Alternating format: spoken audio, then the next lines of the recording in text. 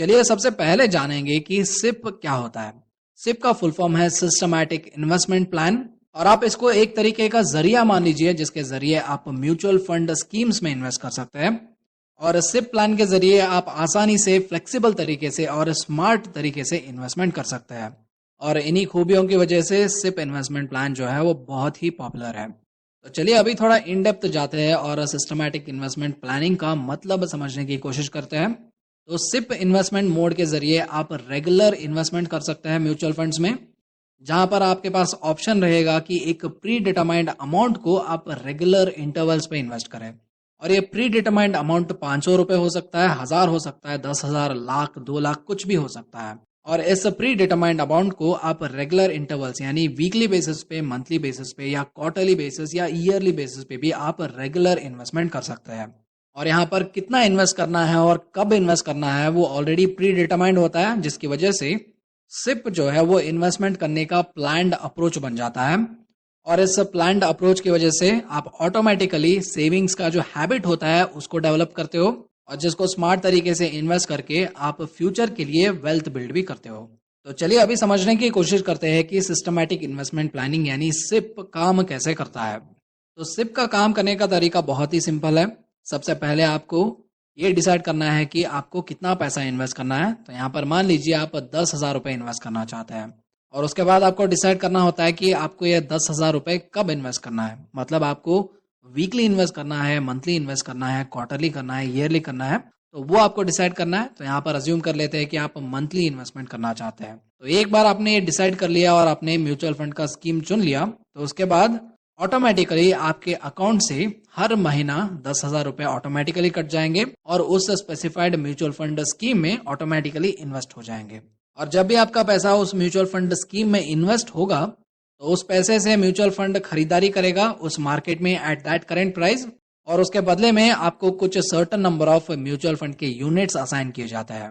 और ये mutual fund units, ये जो असली इन्वेस्टमेंट है म्यूचुअल फंड का मार्केट में, उसको रिप्रेजेंट करता है। और हर महीना जब आप पैसा इन्वेस्ट करेंगे और उन पैसों को म्यूचुअल फंड मार्केट में इन्वेस्ट करने जाएगा, तो हर महीना प्राइसेस भी डिफरेंट रहेगा मार्केट में, जिससे आपकी खरीदारी मार्केट में अलग अलग प्राइसेस पे होगा, जिससे इन्वेस्टर्स को रुपी कॉस्ट एवरेजिंग का फायदा मिल जाता है। और जब आप सिप इन्वेस्टमेंट के जरिए इन्वेस्टमेंट करना शुरू करते हैं, तो आपको पावर ऑफ कंपाउंडिंग का एडवांटेज भी मिलेगा। लेकिन अभी आप में से बहुत लोग ये सोच रहे होंगे कि रुपी कॉस्ट एवरेजिंग और पावर ऑफ कंपाउंडिंग क्या होता है।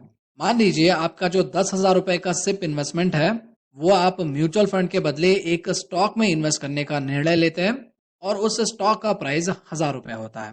तो इस महीना जब आप सिप इन्वेस्टमेंट करेंगे, तो आपके 10,000 रुपए के सिप इन्वेस्टमेंट के बदले आपको उस कंपनी के 10 शेयर्स मिलेंगे। और मान लीजिए जब अगले महीने जब आप सिप इन्वेस्टमेंट करने जाएंगे, तो उस टाइम उस स्टॉक का प्राइस 2,000 रुपए होगा। तब आपके सिप इन्वेस्टमेंट के बदले आपको उस कंपनी के 5 शेयर्स मिलेंगे। और उससे अगले महीने जब आप इन्वेस्ट करने जाएंगे, तो शेयर का प्राइस 2,000 से नीचे गिर के 500 रुपए हो जाता है। तब आपके 10,000 रुपए के सिप इन्वेस्टमेंट के बदले आपको उस कंपनी के 20 शेयर्स मिलेंगे। तो यहाँ पर एक कॉमन पैटर्न अगर आप नोटिस कर रहे हैं, तो आपका जो इन्वेस्टमेंट होता है वो फिक्स्ड होता है हर महीना। और यहाँ पर आपका हर महीने का इन्वेस्टमेंट फिक्स्ड होने के कारण जब मार्केट नीचे जाता है, तो ऑटोमेटिकली आपकी खरीदारी ज्यादा हो जाती है, जहां पर आपको ज्यादा शेयर्स मिलते हैं। और जब भी मार्केट ऊपर होता है, तो आपकी खरीदारी ऑटोमेटिकली कम हो जाती है और आप कम शेयर्स खरीदते हो। और इसका एडवांटेज क्या होगा, चाहे मार्केट ऊपर जाए या नीचे गिरे, आपका एवरेज बाइंग प्राइस जो है वो बैलेंस होता रहेगा। और इसी को हम टेक्निकल टर्म में बोलते हैं रुपी कॉस्ट एवरेजिंग। और जब भी आप सिप के जरिए म्यूचुअल फंड्स में इन्वेस्ट करते हैं, तो आपको रुपी कॉस्ट एवरेजिंग का फायदा मिलेगा, जिससे चाहे मार्केट ऊपर जाए या नीचे गिरे, आप निश्चिंत होके अपना पैसा निवेश कर सकते हैं। आई होप अभी आपको ये क्लियरली समझ आ चुका होगा। अगर कुछ समझ नहीं आ रहा है, तो आप अपने सवाल कमेंट सेक्शन में पूछ सकते हैं। तो चलिए मैं आपको अभी एक इंटरेस्टिंग स्टोरी सुनाता हूँ। एक आदमी था जिसका नाम सुरेश था, और उसने 25 इयर्स का एज में एक जॉब ज्वाइन किया। और जॉब ज्वाइन करने के बाद वो थोड़ा अय्याश टाइप का आदमी था, तो इसलिए वो अपनी जिंदगी जीना चाहता था। तो जो भी सैलरी मिल रहा था उससे खूब उसने मजे किए। और जब वो 35 इयर्स का हो गया, तो उस टाइम उसको लगा कि उसको कुछ इन्वेस्टमेंट करना चाहिए। तो इसीलिए हर महीना उसने 10,000 रुपए का सिप इन्वेस्टमेंट करना शुरू कर दिया। तो अभी वो अगले 20 साल तक इन्वेस्ट करेगा, तो वो कुल मिला के अराउंड 24 लाख का टोटल इन्वेस्टमेंट करेगा। और यहाँ पर हम अज्यूम करेंगे कि उसका इन्वेस्टमेंट ईयरली बेसिस पे ऑन एन एवरेज 7% बढ़ रहा है। तो सालाना 7% के रूप से अगर उसका इन्वेस्टमेंट ग्रो कर रहा है, तो जब सुरेश 55 इयर्स का हो जाएगा तो उसका investment net worth around 52.4 lakh rupees होगा। तो चलिए अभी एक और आदमी की बात करते हैं जिसने सुरेश के साथ ही जॉब ज्वाइन किया था, जिसका नाम रमेश था। और रमेश ने भी 25 इयर्स के एज में ही जॉब ज्वाइन कर लिया था। लेकिन रमेश थोड़ा कंजर्वेटिव टाइप आदमी था, वो फिजूल के खर्चे करना पसंद नहीं करता था। तो इसलिए इसने सोचा कि 10,000 रुपए का सिप इन्वेस्टमेंट वो हर महीना कर देगा। और उसने जब 25 इयर्स का था तभी उसने सिप इन्वेस्टमेंट शुरू भी कर दिया। और अगले 30 साल तक वो अपना सिप इन्वेस्टमेंट बढ़ता रहा, जिसके हिसाब से उसका total investment around 36 lakh rupees हो जाता है। और सुरेश की तरह रमेश का भी कैपिटल सालाना 7% के हिसाब से ग्रो हो रहा था। लेकिन जब रमेश 55 इयर्स का हो गया तब उसका इन्वेस्टमेंट नेटवर्थ था अराउंड 1.22 करोड़। तो यहाँ पर आप देख सकते हैं सिर्फ 10 साल पहले ही स्टार्ट करने से रमेश का जो नेटवर्थ है वो सुरेश के कंपैरिजन में मोर देन डबल हो गया था।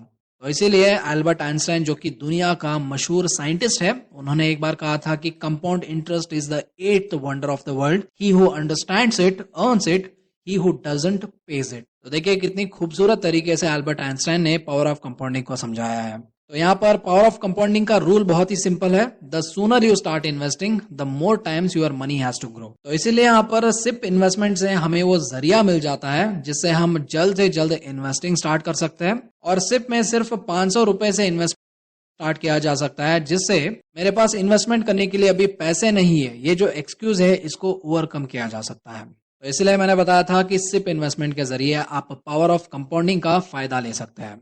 तो आशा करता हूं पावर ऑफ कंपाउंडिंग का जो असली पावर है वो अभी आपको समझ आ गया होगा। तो इस पावर का भरपूर इस्तेमाल कीजिए। तो चलिए अभी डिस्कशन को आगे बढ़ाते हैं और सिप इन्वेस्टमेंट के कुछ की फीचर्स के बारे में जानकारी जानेंगे। तो यहाँ पर पॉइंट नंबर 1 है कि सिप इन्वेस्टमेंट जो होता है वो हमेशा ओपन एंडेड फंड्स में ही होता है, मतलब आप जब चाहे अपना पैसा बाहर निकाल सकते हैं। तो यहाँ पर पॉइंट नंबर 2 है कि यहाँ पर कोई भी टेन्योर फिक्स नहीं होता है, मतलब आपको इतने साल तक ही इन्वेस्ट करना है, इतने साल तक का कमिटमेंट पीरियड है, ऐसा कुछ नहीं होता है। और यहाँ पर तीसरा पॉइंट है, मान लीजिए आपने कोई टेन्योर चूज कर लिया, मान लीजिए आपने बता दिया कि मैं 5 साल इन्वेस्ट करूंगा, और ये टेन्योर चूज करने के बाद भी आप कभी भी अपना सिप इन्वेस्टमेंट रोक सकते हैं। और वही दूसरी तरफ मान लीजिए आपका जो 5 साल टेन्योर है वो कंप्लीट हो गया है, वो कंप्लीट होने के बाद भी आप अपने म्यूचुअल फंड कंपनी को बता के उस टेन्योर को जब चाहे इंक्रीज भी करवा सकते हैं।